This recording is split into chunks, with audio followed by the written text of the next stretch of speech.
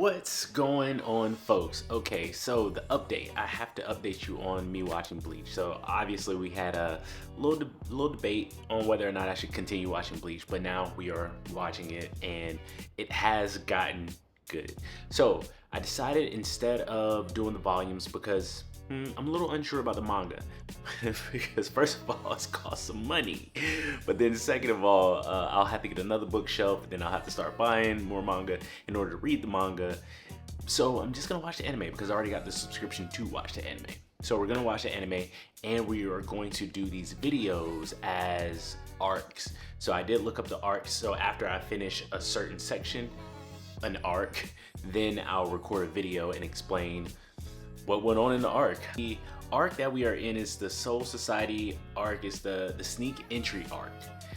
So episode 21 to 41 right now. So they ended up going into getting into the Soul Society, and then they get stopped by, so I'm gonna tell you that I'm gonna mess up some of these names. I'm going to miss some names, but if you watched it, you know and you understand. So they are halfway there. They made it to the Soul Society. They get stopped by one of the captains, and they couldn't make it past there. So then Ichigo kind of gets into this little scuffle with this guy Ganju or whatnot. That was a little funny segment. It was funnier in the manga than it was in the anime, but now I'm past the part in the anime than where I was in the manga. So now things are a little fresh. So that makes it easier for me to watch because I'll be comparing it to the manga. And I think it's always better in the manga unless you have a anime that like really has a lot of really good animation in it and that you really need to see the visuals. But getting back to it. So then they meet up with Yoruichi's friend, Yoruichi, you get what I'm saying. They meet up with Yoruichi's friend at her house. And yeah, that's definitely some fan service there. We don't need to beat around the bush. Yes, you know what I'm talking about. So they meet, and it's funny because now Ichigo's kind of like new rival, Ganju, is actually her brother. So that's the guy that they're gonna need to in order to get to the Soul Society. But they're trying to figure out, how are we actually gonna get there?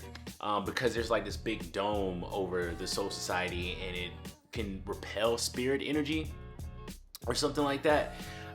So they have to use a special tactic. So she's actually known for fireworks, and I think her name is Kukaku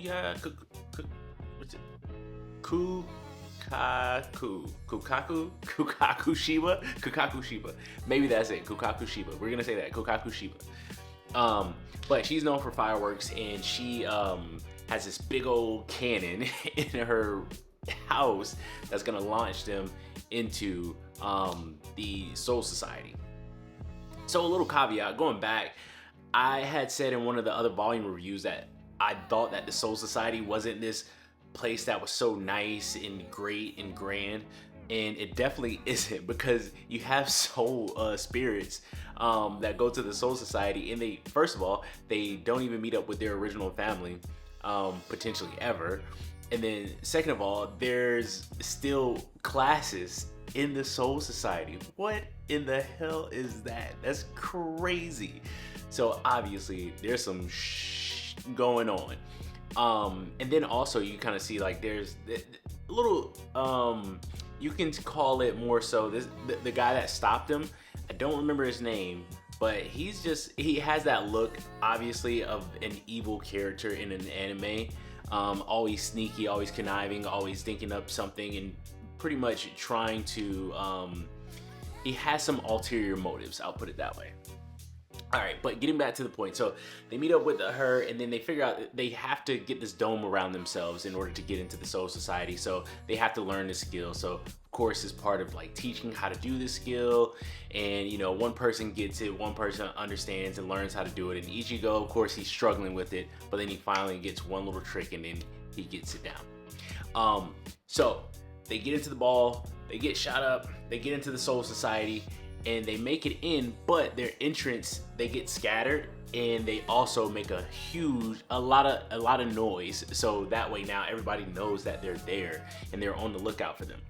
They pretty much like run through all the other lower level guys in the ranks. And then also there's a couple of guys that meet them there. This like pretty boy, and then this other guy who thinks he's, I don't know, hot shit basically. And you know, finally like Ichigo, you get to see Ichigo's training has paid off, and how strong he actually is now. And that's pretty cool to see. And then also you get to see Ganju and how like just kind of slick and tactical he is when he's fighting in his battles. And that's pretty cool as well. It just kind of gave more of a funny element to it when they battled him and the other lower level, what do you call the people in the Soul Society? I forget, Shingeki? Don't look, I'm telling you, I'm gonna get this right later on down the line. I'm just a fan. I'm not like a super fan, okay? I enjoy watching it, but the names, they get me, okay? Don't judge me. So they make it into the Soul Society. They're in there, they're battling people. Uru and Orihime, they're running around and they're getting past people by just being able to hide and get past people that way. Kind of trick people, dress up like them and stuff like that. They're getting past without actually fighting or doing any battles. Chad is just like, he was hiding for a while, and then once he sensed people, he started to find his way through, and he just started bulldozing over everybody. It's crazy. So he got hella strong. But then but finally, like Ichigo and Ganju meets up, and they're both being chased by a lot of the other guys from the Soul Society that's trying to like get them, capture them. And that whole moment, that segment was funny. But they finally get away from those guys, and then they run into Renji. And this is where it really started to get good, when they ran into Renji, because then we started to see some of Renji's backstory, what his relationship to Rukia is, and oh man, like that made me really like the character Renji a lot more than I did at first. At first I was just like, oh, here's this guy. But as in the past episodes, you see like he has some affinity towards her, from when they're inside, when she's locked up and he's talking, don't you care, and all this other stuff. So you kind of see that there's something there between them. And then you find out like he's really closer to her, I would say, than I thought her brother was. So that was crazy to me to find out. But Renji and Ichigo's battle was pretty dope. But Ichigo ended up winning in the end in that battle, but he got pretty banged up, so they had to hide. And when they hid, they were allowing Ichigo to get healed up, because one of the squad 4 members that they had met up with inside, I'm kind of jumping all over the place, but if you watch it again, like, you understand. And if you're going to watch it, like, this is just going to get you into it a little bit more. Once Renji was found by the other members of the I think it was like a little bit higher rank, but not lieutenants or the captains, they were a little concerned now, and now they put out that the captains need to go after the humans, basically, like Ichigo, Orihime, Chad, and Ganju. Need to go after them.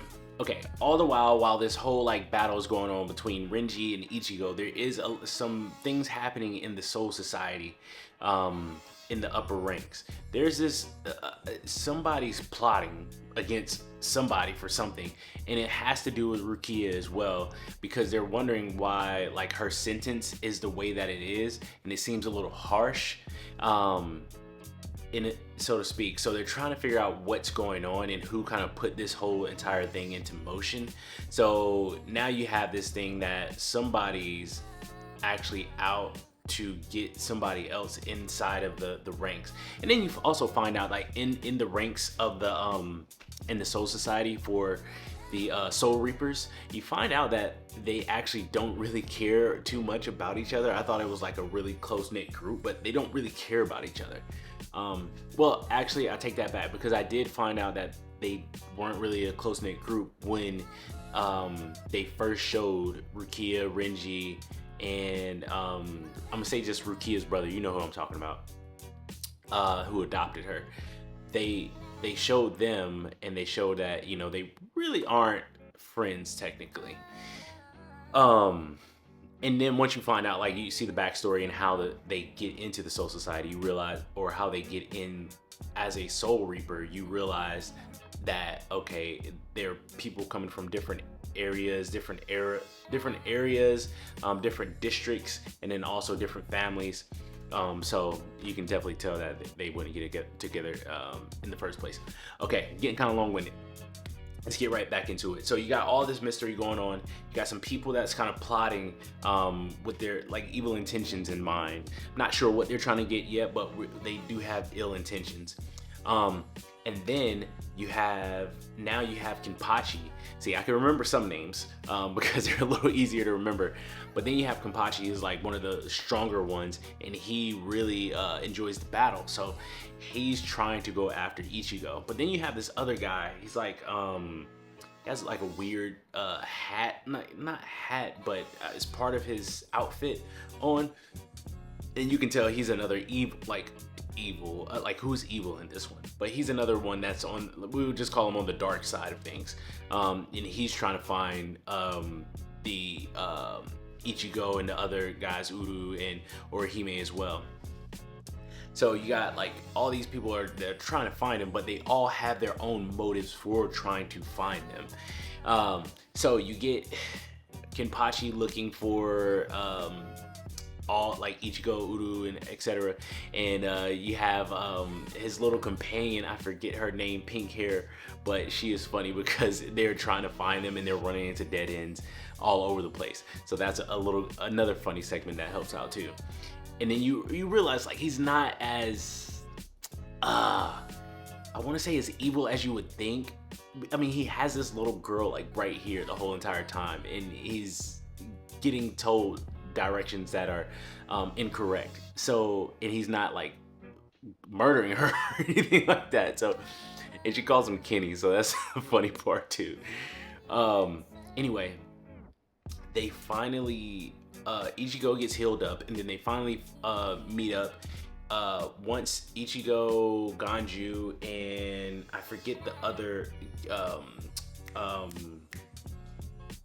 Soul Reaper's name from Squad 4, I think it is Squad 4, but they're healing squad.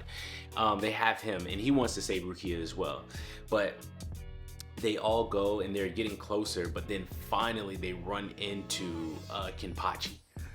And then Ichigo pretty much tells Ganju and the other Soul Reaper to go and continue the mission.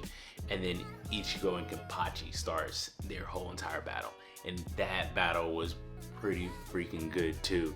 And what went down between them, and especially once Ichigo actually unlocked more of his power and started to combine, not combine, but he started to be able to utilize his Zanpakuto more efficiently by working with his Zanpakuto and leaning on the Zanpakuto's power. But then you kind of see when he went into his inner world, his inner realm, and then there's another clone of Ichigo, and it was just like, you know, soon that power be all mine. So it's kind of foreshadowing something down the line that Ichigo's gonna have to battle within himself. So that's pretty cool too to look forward to. Okay, so Kenpachi, Ichigo battles. Ichigo, of course, gets the best of Kenpachi. At the end, at first I was like, oh, like Ichigo actually lost his battle, and then, you know, Kenpachi actually lost the battle, but neither one of them died. No, Ichigo didn't die, but he was pretty banged up after that one. And then also Kenpachi was pretty banged up too. But it's funny, the little girl with the pink hair, she came, she was just like, oh, that was great, you know, it was fun, and you know, don't die. It's like, watching that, it's crazy to me that the way that they say these things is almost like it's a game. Really, it is a game, but this is actually like life or death. It's just like, okay, don't die, all right, see you later. But so they go off. Kenpachi grabs, well, the girl grabs Kenpachi and takes off. And then Ichigo's pretty much left for dead. But then Yoruichi finds Ichigo, turns into the true form, carries Ichigo, heals Ichigo. And then you get to see Kenpachi actually, his backstory, how he met the little girl with the pink hair. and took her in or whatnot, gave her a name and everything, and then how he actually tried to, later on after this, tap into his power, tap into his Zanpakuto's power. So that was pretty cool too. But it was showing that I don't know if he actually died or not, but I don't think he died. I really don't think he died. We'll see, but I don't think he died. But they were showing that he might have died.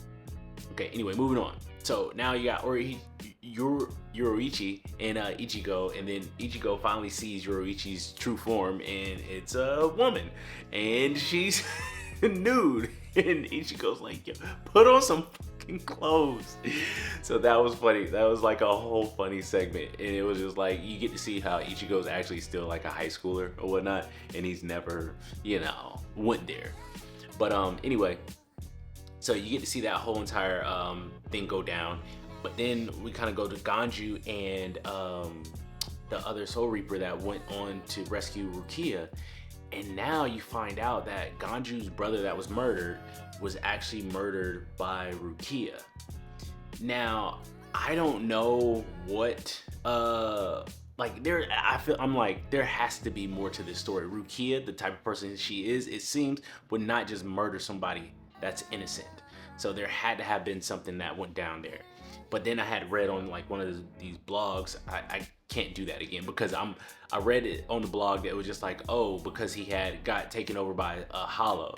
And then I'm over here searching through my manga, and I'm just like, what? It didn't show that in the anime, and it didn't even say it in the manga either. So I don't know if that's like something that's further ahead that it explains or what. So if it is something further ahead, it just got ruined for me. So I will not be reading any blogs anymore. So anyway, so now Ganju's heated. He wants to pretty much kill Rukia. Of course, he's not gonna kill her or whatnot. But before he can, get all his frustration out, Rukia's brother, his name, comes in. They feel his spiritual pressure. And basically they're just like, oh, like this is it. This is a wrap. Like, if we don't get out of here, we're done. Dunskies. But then the fourth squadron Soul Reaper, he tries to go towards the guy, Rukia's brother, but then Ganju steps in his place. He tries to battle him. Of course, he gets his ass kicked. But before he can actually no, he got his ass kicked and basically almost died. But then Yoruichi kind of gives Ichigo this like certain special item that he can use to fly, and then he flies off because he feels the spiritual pressure. He goes towards Rukia, and then there's a couple of other captains that come up, and I skipped a major part. The one of the captains, Aizen, of one of the Soul Reapers, was actually murdered. He has a suspicion that somebody has caused, some trouble there, and is plotting something. We still don't know what's going on, who's plotting what, but we know who the actual person is. But I'm pretty sure there's more people involved in it, because it can't just be one, right? But Captain Aizen's kind of like onto it. He kind of told Renji a little bit about it beforehand, and then he told his lieutenant a little bit about it beforehand too, and then pretty much the next day he got murdered. And then two of the lieutenants kind of went at it, but then they were stopped by another one of the captains, and that captain also has some suspicion as well about the other guy. Once again, I'll figure out his name and then I'll say the name, but more than likely I'll put him in the video, like a little image of him in the video. But anywho, so yeah, I can't forget to skip that. I skipped that part. So now they're on full alert. They're wondering whether or not the actual humans that came into the Soul Society did it, or if it was actually one of the Soul Reapers that actually did that. So now everybody's on red alert. All the other captains are now coming out of their sleeps and not wanting to battle and having to come out and do battle. So now back to Ichigo and Rukia, Ganju, the four squadrons Soul Reaper, and then also Rukia's brother. And then there's another Soul Reaper captain that's there as well. That seems like he's on the good side. So he's there as well, and he's kind of holding back Rukia's brother from like fully expressing. But then they feel Ichigo's spirit pressure, and I'm just like, yo, like Ichigo has like really powered up. So Ichigo comes up on there, and then he's standing there. He walks right past Rukia, then he talks to Ganju and the other guy. Well, not Ganju, but the other kid, and just says, you know, thank you or whatnot. And then he talks to Rukia, and then they do their little back and forth or whatnot. And then he does battle with Rukia's brother, and he thinks he has the upper hand. And then finally, Rukia's brother is really about to go full sin, but then Yoriichi comes in and then stops him. And then from there, you hear a little bit about Yoriichi's backstory. It's like 100 years old or whatever, and she's part of like a shadow, is it shadow clan or shadow tribe or whatnot, but she's part of that. And yeah, so Yoriichi comes, pretty much saves Ichigo from getting murdered basically, and pretty much stops him in his tracks, and then gets him out of there by running away from Rukia's brother. And they call like the move like the shadow step or whatever, and then you think that Yoriichi's caught, but I'm just like, there ain't no way. And then Yoriichi gets away. Yeah, and then that's where we are now. That's it. So that was a long way around. That was longer than I thought it was gonna be. So that was way longer than I thought it was gonna be. But to sum it up, that one, it was really good. That really got me into it and involved with it, the storyline now a lot more. I missed some pieces, but those were like the main parts that stood out to me. The battle between Ichigo and Renji's backstory and Rukia's backstory with Renji, getting into the Soul Society and becoming a Soul Reaper, Kenpachi in the battle between him and Ichigo and that backstory, finding out that Rukia and Ganju has some ties because Rukia is the one who murdered the brother. Looking at finding out about the different captains and seeing that somebody's plotting something, and they're even murdering other captains in here. So man, it's a lot going on. And then also knowing that like now there's levels to it, like that it's gonna be even more power, more spiritual pressure, so to speak. But this one was really good. I really enjoyed it. It really got me into it, and now, you know, I'm gonna be pushing through. I'm really trying to push through this one, and like I said, it's good. So if you've watched this arc, if you remember this arc, tell me what your favorite moments from this arc actually was, so we can discuss. And if I missed any like really important details, also put that down in the comment section below so other people can see that important detail that I may have missed. Of course, I'm new to doing this, so I just want to make sure, you know, I hit it on all cylinders. But thank you for watching, and I'll see you in the next one.